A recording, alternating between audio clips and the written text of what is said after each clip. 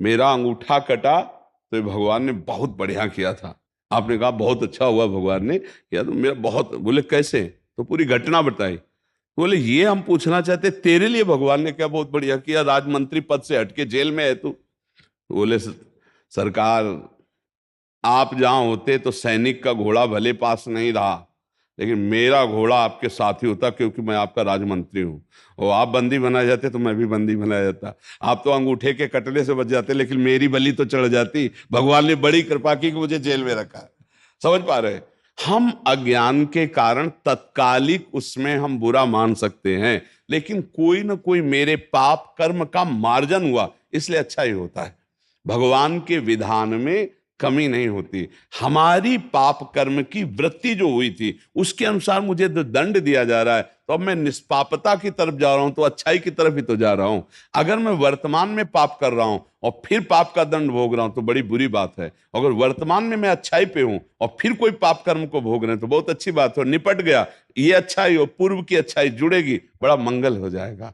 तो को न काहू कि सुख दुख कर दाता, निज कृत कर्म भोग सुन भ्राता। तो किसी न किसी अपने कर्म का ही परिणाम मुझे भोगना पड़ता है। लगता जरूर बुरा है, तो आप समझ पा रहे ना, हमें जरूर लगता है हमारा मंगल हुआ, लेकिन अमंगल नहीं हुआ। हम इसीलिए मना करते हैं कि ये जो दूसरों के जीवों की हत्या करके शरीरों का मांस भक्षण है, और शराब पीना है, व्यभिचार करना है, हिंसा आदि है, ये हम कर देते हैं, लेकिन इनका जब परिणाम आता है तो बहुत बुरा होता है, फिर वो भोगना पड़ता है। हम आज कथा में सुबह सत्संग में बोले थे कि एक तितली की गुदा में बमूल का कांटा डाल करके छोड़ दिया था, तो अणिमांडव्य ऋषि कहलाए, मांडव्य जी के ऐसे, और एक सांप को धनुष की प्रत्यंचा ऐसे करके और कांटे में फेंक दिया था, तो 6 महीने बाणों की सैया में भीष्म जी को लेटना पड़ा। तो हम लोगों को नहीं भोगना पड़ेगा जो ये बड़े कर्म कर रहे हैं? तितली तितली, उसके काटा तो उनके सूली की सजा हुई थी। तो ये जो कर्म किए जाते हैं फिर, अच्छा अब गृहस्थी में ऐसे भी कर्म है, जैसे भ्रूण हत्या, गर्भ हत्या। कोई बिरले माता बहन और गृहस्थ होगा जो गर्भ हत्या ना कराता हो, जो भ्रूण हत्या ना की हो, क्या उनका फल नहीं आएगा? जो गर्भस्थ शिशु की हत्या की, वो जब अपना भयंकर रूप रखेगा तो तांडव मचा देगा आपके घर में।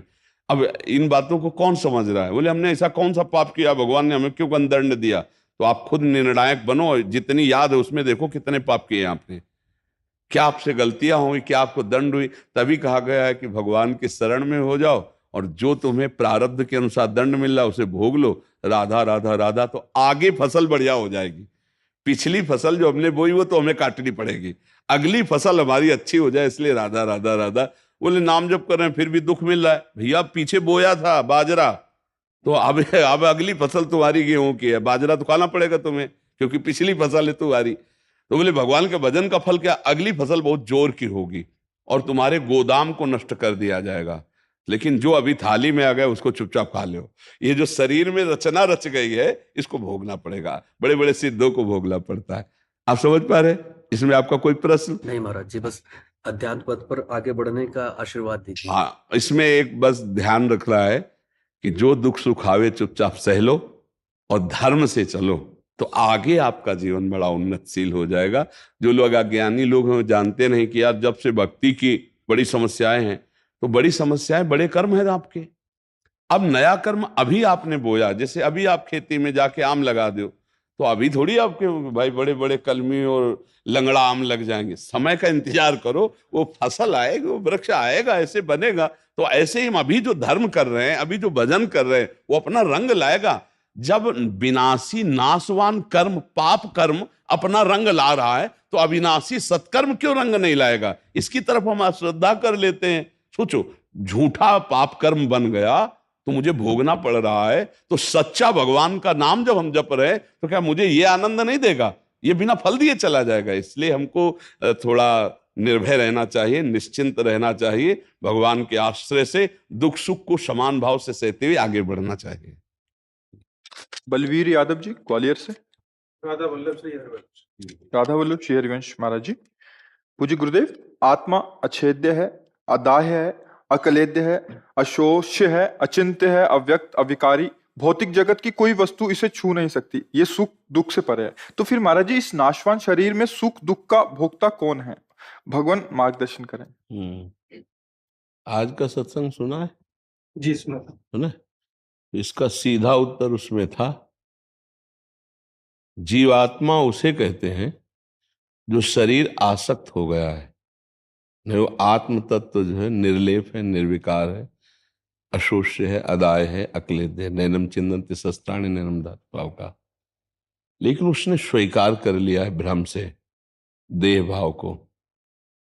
जो जन्मा है, जो मरेगा, जो दुख सुख का भोगता है, वो देह के और स्वरूप के बीच का जो करण है, बुद्धि, मन, चित्त, अहंकार, इसमें वो तदात्म हो चुका है। मैं देखना चाहता हूं, मैं सुनना चाहता हूं, मैं चखना चाहता हूं, मैं भोगना चाहता हूं। तो मन में तदात्म, अंतःकरण में एक अहम है, बुद्धि जो निश्चय करती है, मन जो संकल्प विकल्प करता है, चित्त जो चिंतन करता है, अहम जो कर्ता भाव स्वीकार करता है। वो निर्लेप अपने को भूल करके देह भाव के देहाभिमान में, इस अहम तत्व में मैंपन स्थापित कर लिया। अब इस मैं से मैं ये देखता हूं, मैंने ये निश्चय किया, मैं ये चिंतन कर रहा हूं, मैं भोगता हूं, मैं भोग रहा हूं। अहंकार विमूढ़ात्मा कर्ता हविति मन्यते, वो मूढ़ता को प्राप्त हुआ ज्ञान स्वरूप अपने को कर्ता और भोक्ता मान। मी 2 गोष्टी सांगणार तुम्हाला. जर तुम्ही सिंगल असाल तर तुम्ही हा व्हिडिओ बघा. तुम्हाला तुमची डेट ऑफ बर्थचं माहितीच असेल. तर जर तुम्ही सिंगल असाल तर तुम्हाला जर हे जाणून घ्यायचं आहे की तुम्ही रिलेशनशिपमध्ये कधी येणार, तर त्यासाठी तुम्ही फक्त तुमची डेट ऑफ बर्थ माझ्यासोबत ॲस्ट्रोटॉक ॲपवर शेअर करा. इथे मी तुम्हाला क्लिअरली सांगेन की तुम्ही रिलेशनशिपमध्ये कधी येणार आणि तुमचा पार्टनर कसा दिसत असेल. आणि हो, तुमची पहिली चॅट ॲस्ट्रोटॉक ॲपवर माझ्यासोबत पूर्णपणे फ्री असेल.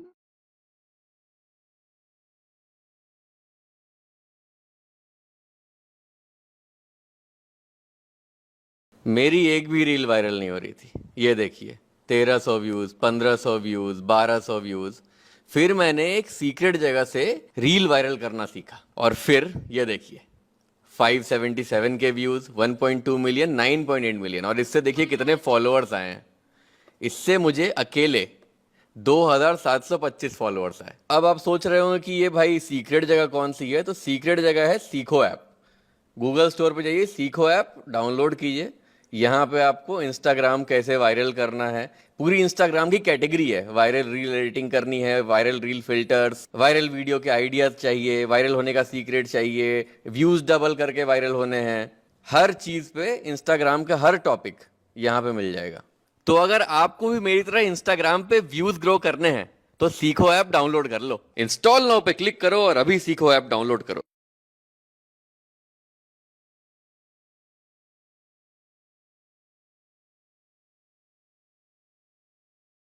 सत्य नहीं, ना स्थूल और ना जागृत, और सुषुप्ति भी। मैं बहुत सोया, मैं बहुत जगा, ये जो ज्ञान करवाने वाला है वो उस समय भी निर्लेप है। पर निर्लेप होते हुए भी अपने स्वरूप का बोध भ्रमित हो जाने के कारण, बोध जो हमारा मैं तत्व का ज्ञान है उसका भ्रम हो जाने के कारण इस देह में मैं तत्व हो गया। वो जहां मैं तत्व किया उसका जन्म मरण दुख सुख ये व्याप्त होता रहता है, और तब तक व्याप्त होता रहेगा जब तक गुरु प्रसाद से वो इन तीनों शरीरों से अपने को अलग अनुभव नहीं करेगा। अलग अनुभव कहाँ कर पा रहे हैं? नहीं कर पा रहे, इसी में तो कर पा रहे। अब इसी का तो ज्ञान के पंथ कृपाण के धारा, परत खगेश लगे नहीं बारा, जो निर्विघ्न पंथ निर्वाही सो कैवल्य परम पद लाई। पहला कार्य करे, चाहे ज्ञान प्राप्त करने के लिए, चाहे भक्ति प्राप्त, संसार का हमारा चिंतन छूटे। इसलिए हम कहते हैं नाम जप करो।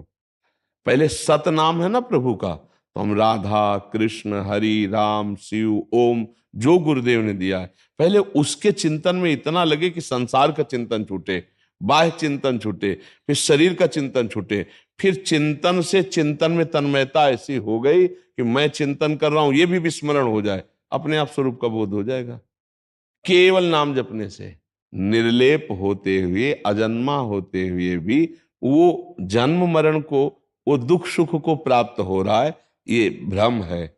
जड़ चेतन ग्रंथि पड़ गई, यद्यपि मृषा छूटति कठिनाई। यद्यपि इस समय भी वो निर्लेप ही है, पर अपने स्वरूप का बोध ना होने के कारण, देह भाव होने के कारण, तीनों देहों में राग होने के कारण हमारा जन्म मरण भी होगा, हमारे दुख सुख का भी भोग होगा, मान अपमान का भी बोध होगा। इसी से निकलने के लिए ये साधना बनाई गई है।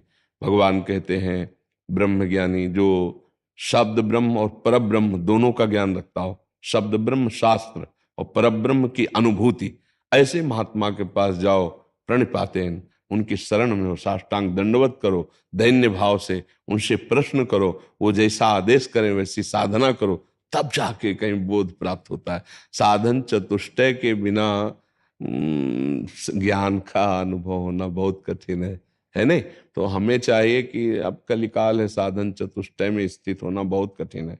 तो एक बिल्कुल सरल उपाय है, नाम में चित्त जोड़ दो, सब ठीक हो जाएगा। ये हमारा खुद का अनुभव और बड़े बड़े महापुरुषों का अनुभव। गुरु प्रदत्त नाम के चिंतन में लग जाओ, ज्ञान प्रकट हो जाएगा, वैराग्य प्रकट हो जाएगा, आत्मस्वरूप का बोध हो जाएगा, भगवत प्रेम हो जाएगा, जो चाहोगे। पर भजन नहीं होगा तो फिर कुछ नहीं होने वाला। ज्ञान होने के बाद भी परम ज्ञानी सनकादि हरिशरणम हरिशरणम हरिशरणम हर समय जपते रहते हैं। सुखदेव जी 18,000 श्लोक का बार बार पाठ करते रहते हैं। भगवान शंकर हर समय नाम जप करते रहते हैं। नाम जप करने से सब प्राप्त हो जाएगा, बस ईमानदारी से नाम जप करें। अब नाम जप करने के लिए जो सावधानियां हैं, गंदा भोजन, गंदे पेय पदार्थों, हम स्पष्ट कहते हैं पराई माता बहनों की तरफ पाप दृष्टि, गंदी दृष्टि, इसका त्याग, गंदे आचरण, गंदा वर्ताव, गंदा दृश्य, गंदा सुनना, इनका त्याग करो, नाम जप करो। अगर आपके अंदर ज्ञान ना हो जाए तो हमें बताना। जैसे हम आपको देख रहे हैं ऐसे हम तीनों शरीरों को अलग देखते हैं। जब ज्ञान का प्रादुर्भाव हो जाएगा तो अपने को कैसे शरीर तीनों अलग दिखाएं, जैसे आपके शरीर को अलग देख रहे हैं, ऐसे जैसे अलग इसको मेज को देख रहे हैं, ऐसे ही देख रहे हैं कि स्थूल शरीर, सूक्ष्म शरीर, कारण शरीर। जैसे कोट, शर्ट, बनियान आप पहनते ना, ऐसे ही ये वर्दी है, ये मैं नहीं हूं। अब इसके दुख सुख का भान होता है, पर दुख सुख की व्यथा नहीं होती। वो समझ में आ रहा है, गर्मी है तो समझ में आ रहा है, उसकी व्यथा नहीं है। यम ही न व्यथ्यंते पुरुषम पुरुषर्षभ सम दुखा सुखाधीरम सोमृतत्वाय कल्पते। जितना इसका राग छूटता चला, ऐसा नहीं कि ब्रह्म ज्ञानी को पता नहीं चलता थप्पड़ मारो, तो ऐसा नहीं, पता चलता है, पर उसका जो परिणाम व्यथा है वो नहीं होती।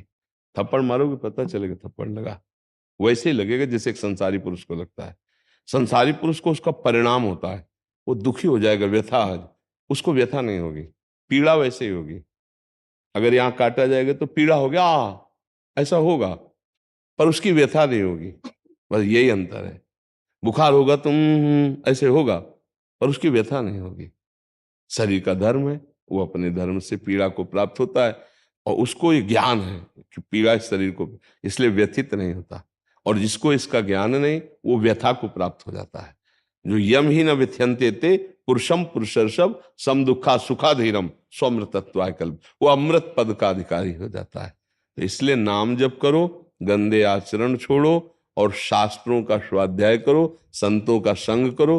भगवान की कृपा से ही भगवत बोध होता है, आत्मस्वरूप का बोध कृपा से होता है। साधन तो असाधनों के त्याग के लिए है। नहीं नायम आत्मा प्रवचनेन लभ्या न मेधया न बहुना श्रुतेन, कहा जाता है, यही तो साधन है। लेकिन वो कहते हैं ना, कैसे, जिसको जो वर्ण कर ले आत्मस्वरूप। आत्मस्वरूप कौन? गुरुदेव। गुरुदेव ने जिस पर कृपा कर दी, स्वीकार कर लिया, उसी के अंदर आत्म तत्व का बोध प्रकाशित हो जाता है। ये मेरा ही ज्ञान है, ये मेरा ही स्वरूप है, किसी और की बात नहीं हो रही, पर ये स्वरूप नहीं मेरा। ये तो शरीर है, ये तो ढांचा है जो माया के द्वारा रचा हो। आप देखो इसी को माना जा रहा है मैं, ईमानदारी से देखो इसी को माना जा रहा है मैं। यही घोर अज्ञान है, घोर अज्ञान। कोई मकान को मैं थोड़ी बोल सकता है, नहीं, मेरा तक तो ठीक है, मेरा में भी ममता वो रख रहा है, पर कहीं ना कहीं सुलझा हुआ तो है कि मकान तो मैं नहीं हूं। यहां तो इतना बड़ा ज्ञान है कि मकान को ही मैं समझ रहा हूं, पंचभूतों से रचित इस देह को सीधे मैं समझ रहा हूं। अब इसीलिए फिर शोक मोह दुख जन्म मृत्यु चिंता भय ये भोगना पड़ रहा है, बेमतलब में भोगना पड़ रहा है। ये भ्रम होने के कारण बेमतलब भोगना पड़ रहा है। जैसे स्वप्न में कुछ नहीं था, पर चाकू से अगर गला काटा जा रहा है तो मृत्यु जनित दुख होगा, कुछ नहीं है। ऐसे जागृत में भी कुछ नहीं है उसको, पर उसको दुख सुख का बोध होगा जब तक देहाभिमान है। देह भाव रहित होने के लिए ही गुरुजनों की शरण में रहकर साधना की जाती, तो वो बोध प्राप्त होता है अपने आप से अपने आप को। वो बुद्धि के द्वारा नहीं होता, वो अपने आप से, क्योंकि बुद्धि को तो प्रकाश उससे मिलता है, वो अपने प्रकाशक को कैसे जान पाएगी। अपने आप से अपने आप का बोध होता है। चिंतन रहित हो जाना ही स्वरूप में स्थित हो जाना। कोई न सत चिंतन न असत चिंतन। पहले चिंतन के द्वारा असत चिंतन छोड़ो, फिर इतना गाढ़ चिंतन हो, मैं चिंतन कर रहा हूं, फिर वो खत्म, वो अपने स्वरूप में स्थित हो जाता। अचिंत स्वरूप है अपना ज्ञान मार्ग में। वही अचिंत परमात्मा का हम नाम रूप के द्वारा चिंतन करते हैं। सवाल हल हो गया। वही है दूसरा, वही सगुण है, वही निर्गुण है, वही सर्व रूपों में, वही सबसे परे, वही सब में भरे। बस ये रहस्य रघुनाथ कर बेग न जाने कोई, और जो जाने रघुपति कृपा तो सपने मोहना। समझ पा रहे हो आप? नाम जप करो, सत आचरण करो, सत शास्त्रों का स्वाध्याय करो, सत्संग करो, फिर बात समझ में आए, सत का बोध हो जाएगा, असत का त्याग करो। नेहा जी, राधे राधे महाराज जी। गुरु जी, जैसे नाम जप हम किसी भी अवस्था में कर सकते हैं, क्या पंचाक्षरी मंत्र का जप भी नहीं हम कर सकते हैं? नहीं नहीं नहीं। पहली बात, पंचाक्षरी मंत्र गुरु प्रदत्त होना चाहिए। दूसरी बात, वो पवित्र अवस्था में ही जपा जाता है। गुरु प्रदत्त ना हो तो पंचाक्षरी मंत्र उच्चारण नहीं करना चाहिए, जपना नहीं चाहिए। ध्यान रखना, ये वैदिक मंत्र है, गुरु प्रदत्त होने पर ही सफलता प्राप्त होती है। आजकल जो ऐसे गान करते हैं ना जोर से शब्दों के उच्चारण है, बिल्कुल बात समझ लीजिए, मुख से ऐसे उच्चारण करना मंत्रों का बिल्कुल निषेध है। ये वैदिक मंत्र है, ऐसे नहीं कि आप सुन लिए जैसे गानों में, फिल्मी गाने में नहीं बजते हैं और वो पूरा मंत्र उच्चारण करते हुए, ये सब नहीं, ये गलत बात है। ये शास्त्र विरुद्ध आचरण, उसी को पाप कहते हैं जो शास्त्र विरुद्ध है। मंत्रों का उच्चारण नहीं होता, ये सब वैदिक मंत्र हैं, गुरु प्रदत्त। जैसे द्वादशाक्षर मंत्र है, पंचाक्षर मंत्र है, ये गुरु प्रदत्त होते हैं। कान में मंत्र दिया जाता है, कोई सुने ना, और तुम ऐसे उच्चारण करोगे। अपवित्र दशा में नाम जप किया, पर गुरु मंत्र नहीं, गुरु मंत्र को पवित्र दशा में, और ये गुरु प्रदत्त होना चाहिए। मनमानी ऐसे नहीं जपा जाता। कुछ लोग ऐसे ही मुंह से उच्चारण करते रहते हैं, तो कुछ लाभ नहीं और हानि होनी है, क्योंकि वैदिक सिद्धांत के विरुद्ध है। ये जो वैदिक मंत्र है, इनका सिद्धांत से जप किया जाए। नाम जप कभी भी कर सकते हो, नाम कीर्तन किसी भी अवस्था में कर सकते हो, लेकिन मंत्र कीर्तन नहीं किया जाता। मंत्र उपांश या मानसिक ही जपा जाता है, वो भी गुरु प्रदत्त। ऐसे नहीं मनमानी के हमारा जो मन आया सो मंत्र जप रहे, जो मन आया सो मंत्र उच्चारण कर रहे हैं। उसका फल नहीं मिलता क्या महाराज जी? आए? उसका क्या फल? विरुद्ध होता है, विरुद्ध होता है। अरे एक जरा सी त्रुटि हो गई तो वृत्तासुर नाम का दैत्य प्रकट हो गया और यज्ञ कर रहे थे। वृत्तासुर को प्रकट कर रहे थे इंद्र को मारने के लिए, और त्रुटि हो गई तो उसका अर्थ बन गया कि इंद्र जिसको मारे। ऐसा जरा सी त्रुटि हो जाने पे तो अर्थ, तो ऐसे वैदिक मंत्रों का ऐसे नहीं। हमको चित्रकूट में एक संत भगवान ने बताया था, जो वैदिक मंत्रों को बिना गुरु के और अपवित्र दशा में उच्चारण करता है, वो कामी क्रोधी लोभी हो जाएगा, उसके अंदर विकारों की वृद्धि हो जाएगी। जहां निर्विकारता आनी चाहिए वहां विकारता आ जाएगी। इसलिए वैदिक मंत्र गुरुजनों से ही लेना चाहिए, और उनका उच्चारण उपांश या मानसिक वाचिक नहीं उच्चारण करना चाहिए। ये शास्त्रीय सिद्धांत नहीं, ये इससे आध्यात्मिक लाभ भी नहीं मिलेगा और त्रुटि भी हो जाएगी।